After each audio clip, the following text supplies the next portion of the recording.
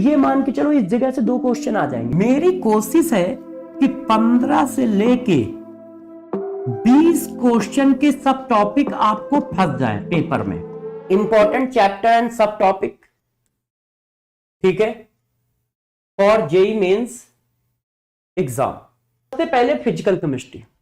Physical chemistry में कौन कौन से टॉपिक आपको ज्यादा अच्छे से पढ़ने चाहिए, और जब मैं 11 का रिवीजन कराऊंगा ना, तो 11 के रिवीजन कराने में फिजिकल केमिस्ट्री के रिवीजन में वो सारे चैप्टर पढ़ा दूंगा जो 11 के हैं, और साथ साथ में सारे पीवाईक्यू करा दूंगा। आपको पता है कि मैं क्लास के अंदर ही सारे पीवाईक्यू करा देता हूं, है ना। उसी तरह से सभी पीवाईक्यू लगभग मैं आपको क्लास के अंदर ही करा दूंगा, यहां पर भी।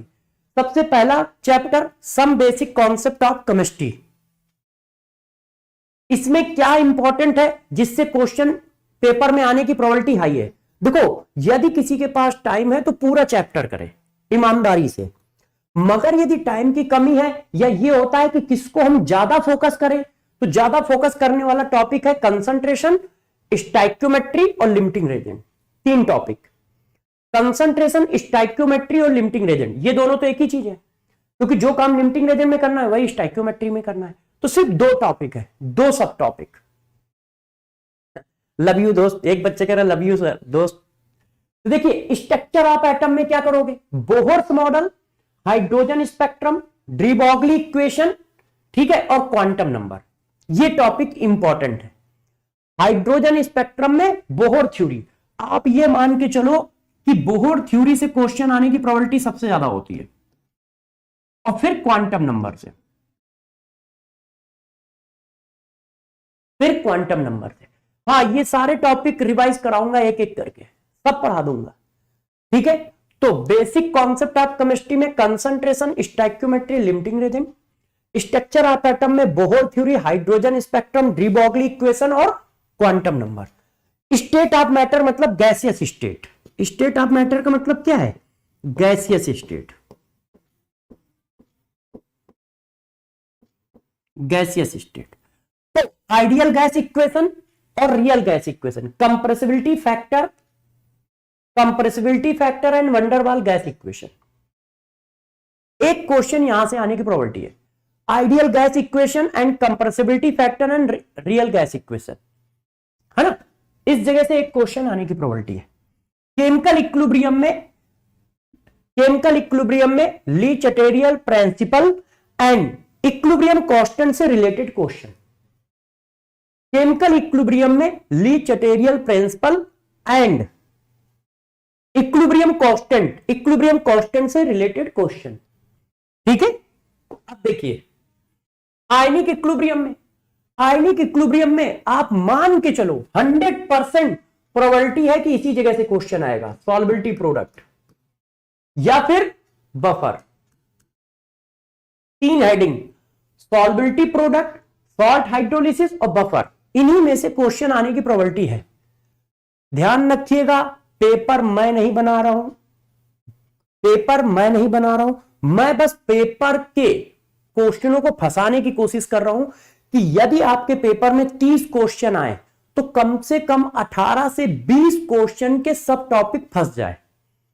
18 से 20 क्वेश्चन के सब टॉपिक फंस जाए, इसका मतलब ये इंपॉर्टेंट सब टॉपिक है, इनको पहले रिवाइज करना है। ध्यान रखिएगा। Thermodynamics and thermochemistry, work done D U D H of isothermal and adiabatic process. Isothermal adiabatic process का वर्क निकालना, उसकी इंटरनल एनर्जी चेंज निकालना, उसकी इंथैल्पी चेंज निकालना, और डेल्टा जी ऑफ रिएक्शन निकालना। और हैश लॉ का एक क्वेश्चन पक्का है, और ये बहुत सिंपल होता है, मैं तुम्हें पढ़ा दूंगा, बहुत सिंपल होता है, 2 मिनट में आप कर लोगे जब पढ़ा दूंगा और पढ़ाऊंगा। रिडॉक्स में क्या है?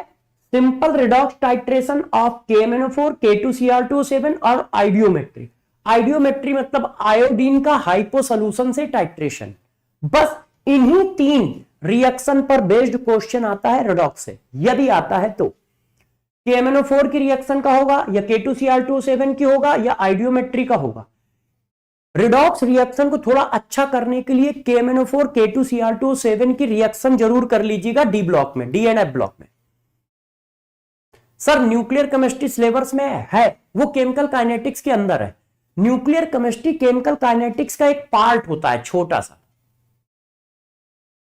और सॉलिड स्टेट में यूनिट सेल की सारी इंफॉर्मेशन और आयनिक क्रिस्टल, यहां से क्वेश्चन 100% आता है। यदि जो सारे आयनिक क्रिस्टल पढ़ाए हैं, आयनिक क्रिस्टल का अरेंजमेंट आप अच्छे से याद रखिए, आयनिक क्रिस्टल का अरेंजमेंट बहुत अच्छे से याद रखिएगा, और यूनिट सेल का अरेंजमेंट बहुत अच्छे से याद रखिएगा। एक क्वेश्चन यहां से मिलेगा आपको। लिक्विड सॉल्यूशन में क्वालिटेटिव प्रॉपर्टी पे फार्मूला बेस्ड क्वेश्चन मिलेगा।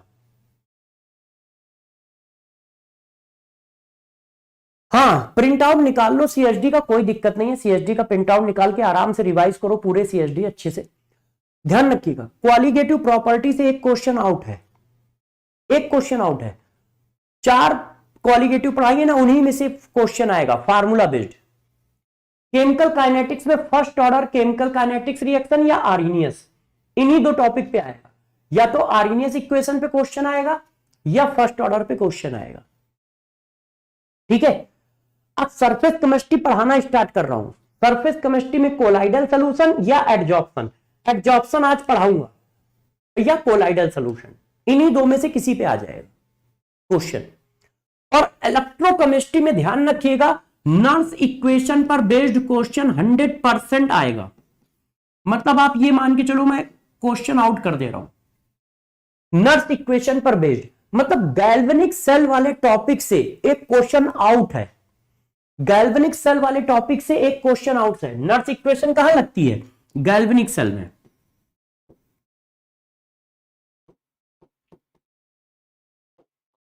गैल्वेनिक सेल में नर्स इक्वेशन कहां लगेगी? गैल्वेनिक सेल में।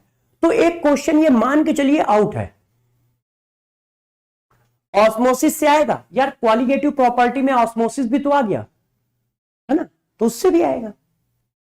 तो एक क्वेश्चन आपका आउट है नर्स इक्वेशन से, गैल्वेनिक सेल से, आप मान के चलिए 100% आउट है। इस विषय को ध्यान रखिएगा, 100% आउट है। Periodic property, atomic radius, ionisation energy, electronegativity, electron affinity. Periodic table में एटॉमिक रेडियस का क्वेश्चन यदि आएगा या आयोनाइजेशन एनर्जी का आएगा। सर 11th का रिवीजन कब से स्टार्ट होगा? बस 2-4 दिन में स्टार्ट हो जाएगा, टेंशन ना लो।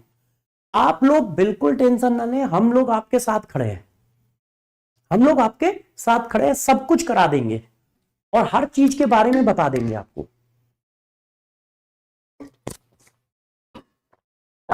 देखो, केमिकल बॉन्डिंग में जो सबसे इंपॉर्टेंट है, जहां से एक क्वेश्चन आउट है, वो ये है hybridisation, shape, geometry based question और मॉलिक्यूलर ऑर्बिटल थ्योरी। ये मान के चलो एक क्वेश्चन इस जगह से आएगा ही आएगा, सेट है। केमिकल बॉन्डिंग पीरियोडिक क्लासिफिकेशन में इजी क्वेश्चन आते हैं, मतलब तुमने स्कूल लेवल का भी अच्छे से पढ़ा रखा है ना, तो क्वेश्चन आराम से कर दोगे इनको। पी ब्लॉक में सभी ऑक्सो एसिड के स्ट्रक्चर ऑफ ऑक्सो एसिड, मतलब सल्फर के ऑक्सो एसिड, फास्फोरस के ऑक्सो एसिड, नाइट्रोजन के ऑक्सो एसिड, हाइड्रोजन के ऑक्सो एसिड, ठीक है, बोरान के ऑक्सो एसिड, इन सभी ऑक्सो एसिड के स्ट्रक्चर आने चाहिए। ऑक्साइड का नेचर आना चाहिए, physical property of hydride of P block element.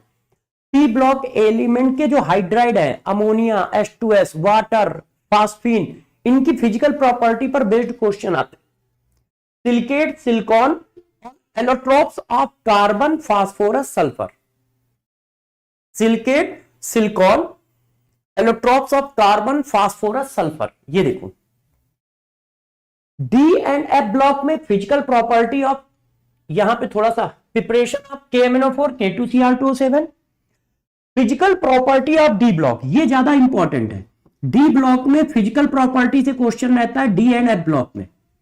ये वाला पोर्शन एक क्वेश्चन आपको देगा, ध्यान रखिएगा, एक क्वेश्चन इस जगह से आउट होगा। Physical property of D and F block element, इनकी एक क्वेश्चन आउट होता है फिजिकल प्रॉपर्टी से। एफ ब्लॉक जो होता है वो 1 से 1.5 पेज का होता है, वहां से क्वेश्चन आता है। अब देखो मेटलर्जी, मेटलर्जी में क्या चीजें इंपॉर्टेंट है जो तुम्हें ध्यान रखनी चाहिए। एक मिनट बच्चों, मेटलर्जी में देखो, हाँ बेटा sir solid state JEE mains में डिलीट हो गया है क्या? नहीं बेटा, सॉलिड स्टेट आपके सीबीएसई बोर्ड से हटा है, मेन से नहीं हटा है, आईआईटी जेई से नहीं हटा है, वो आएगा। देखो फ्लोटेशन पॉस्टेड, रोस्टिंग, कैल्सिनेशन मतलब कंसंट्रेशन। एलिंगम डायग्राम इंपॉर्टेंट है, एक क्वेश्चन आने की प्रोबेबिलिटी है एलिंगम डायग्राम से।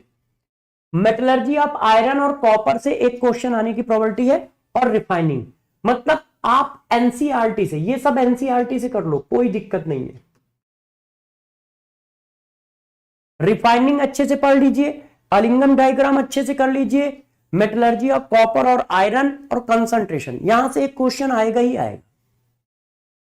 कोऑर्डिनेशन केमिस्ट्री से एक क्वेश्चन आने की प्रोबेबिलिटी बहुत हाई है, मतलब आता ही आता है। और पूछता क्या है? सिर्फ यही चीजें, geometry, shape, geometry, hybridisation, magnetic nature of complex compound, या फिर क्वेश्चन आता है स्टीरियो आइसोमेरिज्म। स्टीरियो आइसोमेरिज्म का मतलब होता है geometrical and optical. Stereo isomerism का मतलब क्या है? Geometrical plus optical isomerism, plus optical isomerism. Geometrical plus optical isomerism, इस जगह से एक क्वेश्चन आने की प्रोबेबिलिटी हाई रहती है। ठीक है ना, मेरी बातें समझ रहे हो? बात समझ पा रहे हो सब लोग? ये सारे इंपॉर्टेंट टॉपिक है जहां से क्वेश्चन आने की प्रोबेबिलिटी बहुत हाई है। ठीक है। एस ब्लॉक, एस ब्लॉक में इंपॉर्टेंट है reaction of NaOH with X2, X2 मतलब Cl2 Br2 I2, sulphur, phosphorus, silicon, boron, aluminium, Zn, NaOH की रिएक्शन इनके साथ, और photo electric effect, reducing nature and basic strength and thermal stability. Yes, very good. Basic strength, thermal stability, ठीक है, ये सब S block का। ये देखो हाइड्रोजन फैमिली में बस हार्डनेस ऑफ वाटर और H2O2, hardness of water and H2O2, ये सारे इंपॉर्टेंट टॉपिक हैं आपके पास। किसमें? इनऑर्गेनिक केमिस्ट्री में। अब ऑर्गेनिक केमिस्ट्री में क्या इंपॉर्टेंट है? वैसे तो पंकज सर आपको बता देंगे सारी बातें, है ना। अब देखो ऑर्गेनिक केमिस्ट्री में क्या चीजें इंपॉर्टेंट है। जीओसी में stability order of reaction intermediate, carbocation की स्टेबिलिटी की बात, कार्बो एनायन की स्टेबिलिटी की बात, acidic and basic strength, acidic and basic strength का ऑर्डर। आइसोमेरिज्म में स्टीरियो आइसोमेरिज्म से क्वेश्चन आने की प्रोबेबिलिटी हाई रहती है। एल्केन में कोल्बे इलेक्ट्रोलिसिस, ठीक है, ये इलेक्ट्रो है, Kolbe electrolysis, halogenation of alkane और physical property of alkane. Alkene में addition of Br2, water, bromine water, ozonolysis, Tollens reagent and NaNH2 की रिएक्शन।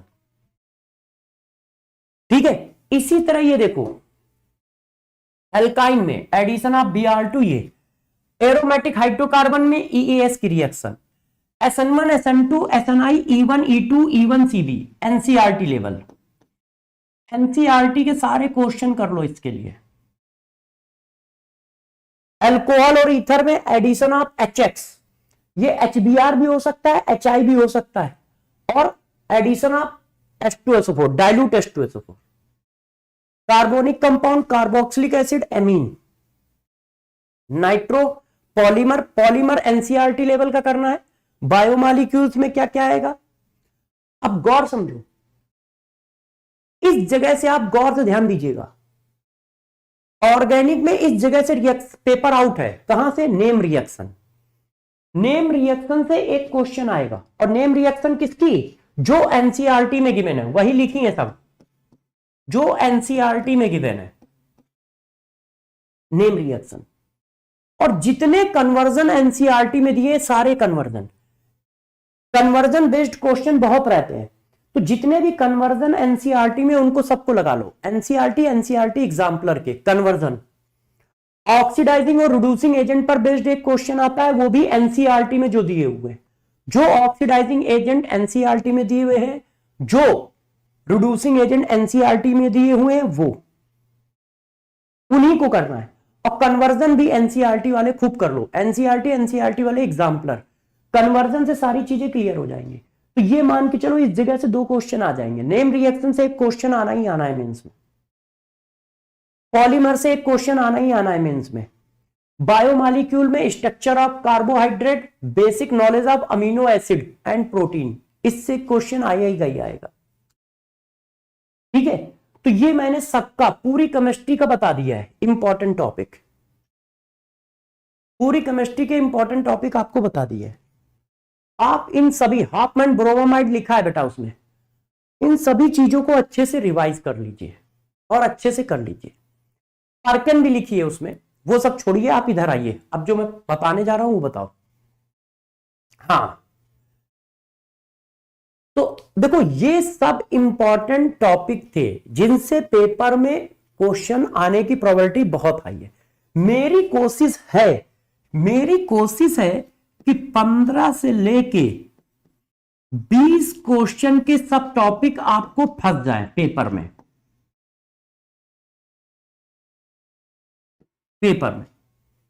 ये मेरी कोशिश है।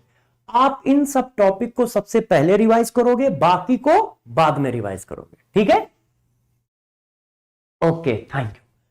अच्छा, सीएसडी भी सारे दे दिए हैं, जैसे आप अच्छे से फार्मूले रिवाइज कर पाए, कॉन्सेप्ट रिवाइज कर पाए।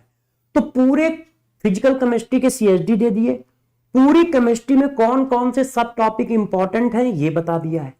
11th का बिग पीवाईक्यू रिवीजन करा देंगे पेपर से पहले, ठीक है? पेपर से पहले सरफेस केमिस्ट्री आज स्टार्ट कर रहा हूं। सरफेस केमिस्ट्री 3 क्लास का चैप्टर है, एक आज हो जाएगी और बची हुई क्लासें 2 कल हो जाएंगी। मतलब 2-3 दिन में केमिस्ट्री, फिजिकल केमिस्ट्री का सिलेबस आपका खत्म हो जाएगा। फिर फिजिकल केमिस्ट्री के रिवीजन पे आ जाएंगे। मेरा गला थोड़ा खराब है, इस वजह से कोशिश मेरी रहेगी कि आगे के लेक्चर में रिकॉर्डेड दूं, क्योंकि लाइव में कंटिन्यूअस बोलना पड़ता है तो गला जाम हो जाता है। तो डॉक्टर बोल देता है कि यार तुम मानते नहीं हो, किसी दिन तुम्हारी आवाज चली जाएगी तो फिर रोगे। बात तो वो सही कहता है, मगर मैं भी क्या करूं, बच्चों के पेपर भी तो है।